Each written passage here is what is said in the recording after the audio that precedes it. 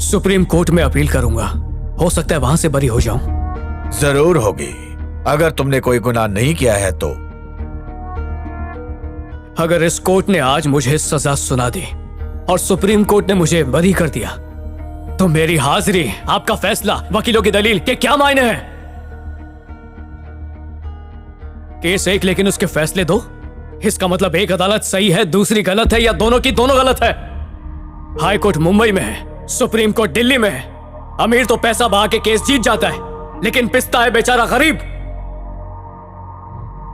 इंसाफ की खातिर एक केस को एक कोर्ट में सालों तक चला सकते हैं, लेकिन फैसला तो एक होना चाहिए, ताकि गुनहगार को एक बार सजा मिल जाए तो फिर वो उससे कभी बच ना पाए। बिल्कुल सही।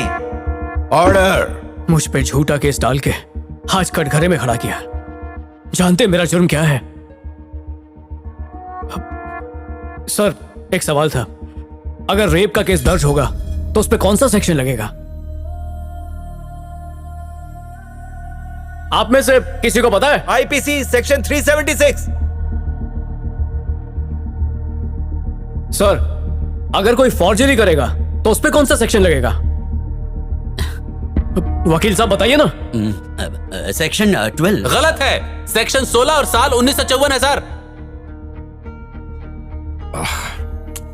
यही मेरा जुर्म है सर। मैंने किताब लिखकर आम लोगों को कायदा कानून सिखाया सर, जनता की भलाई के लिए। योर ऑनर, मैं सबके सामने खुद को महान साबित करना नहीं चाहता हूं। मैं बस ये चाहता हूं कि लोगों के दिल से कानून पर से जो विश्वास उठ गया है उसे मैं फिर से बना दूं।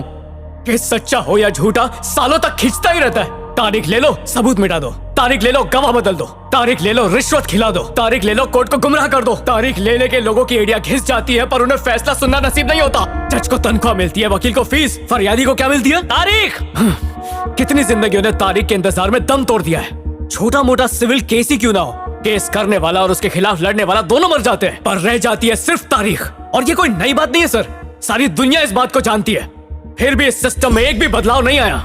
और पता है क्यों नहीं आया? क्योंकि हमारे पास जजों की कमी है। 13 लाख लोगों के लिए सिर्फ 10 जज हैं। सुप्रीम कोर्ट और हाई कोर्ट में तो इतने सारे केसेस पेंडिंग हैं जितनी हमारी देश की जनसंख्या भी नहीं है। ये हालात तभी बदलेंगे जब हमारे पास और कोर्ट और जज होंगे।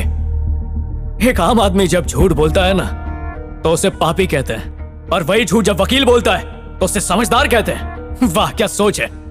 स्वतंत्रता दिलाने वाले गांधी जी एक वकील थे।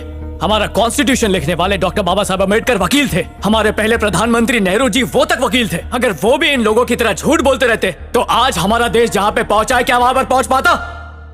कैसे पहुंचता सर? ये देखिए, ये वकील है, दूध में मिलावट करने वाली कंपनी से 50 लाख की रिश्वत लेकर केस जिता दिया उसे। उस दूध को पीकर जितने मासूम बच्चे मरे उनकी मौत का जिम्मेदार कानून ही है सर।